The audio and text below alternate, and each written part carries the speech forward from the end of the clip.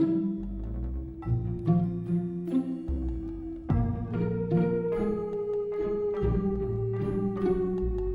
let my record do the talking.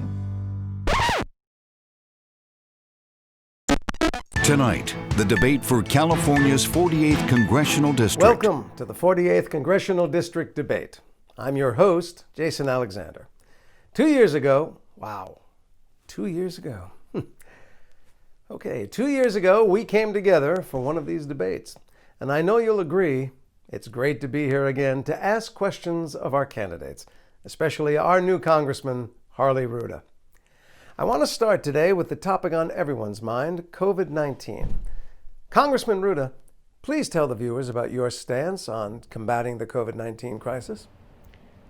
Hey, Jason, good to be with you.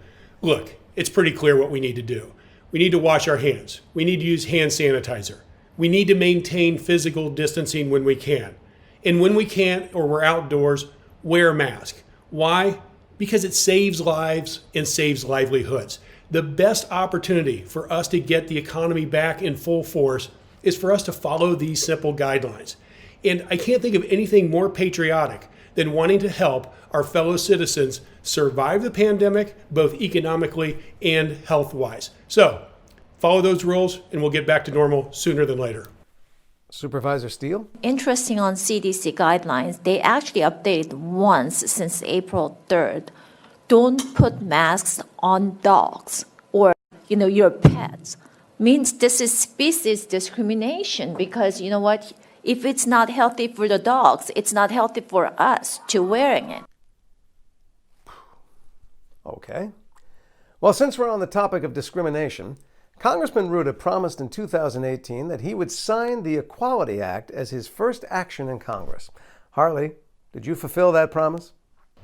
Jason, I did. And the reason that legislation was so important for me to be a part of is that we've seen this president from when he began campaigning to throughout his administration dividing us, dividing Americans. And the idea that we should stand together and celebrate our diversity is representative in that legislation, in the Equality Act. And that's why I was proud to add my name to that legislation as the first official act I took after being sworn in.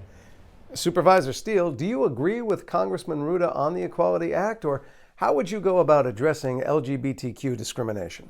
We have two daughters and one graduated from USC and one graduated from Vanderbilt. I always talk about the USC kid was just perfect, but God's always fair, so they give you little different kid for the second one. So she actually she chose the University of Santa Cruz, and then she started talking about that, I'm going to vote for Obama. There's a change. And then she said, God gave us two men. What's wrong with gay marriage? We brought her back and we sent her Marymount. And so she graduated. She graduated. She actually went to Marymount, 1 year of brainwash. And then after that, we sent her to Vanderbilt. Now she's working for Edelman, a PR firm in Washington, D.C. So both of my kids are there. Wow. That is something. Quickly moving on to our final topic, healthcare. Supervisor Steele, please explain to the viewers what you think we should do to address the health insurance coverage crisis, as 30 million Americans are unemployed and the Affordable Care Act is being threatened by the Trump administration in the Supreme Court. But let me tell you a little bit about Obamacare. We have to repeal the Obamacare. Congressman Rouda, how would you solve the healthcare affordability and insurance crisis? Look, we're in the middle of a pandemic. This is not the time to be taking away people's health care insurance. This is not the time to try and validate the Affordable Care Act, which is what President Trump and Michelle Steele are trying to do.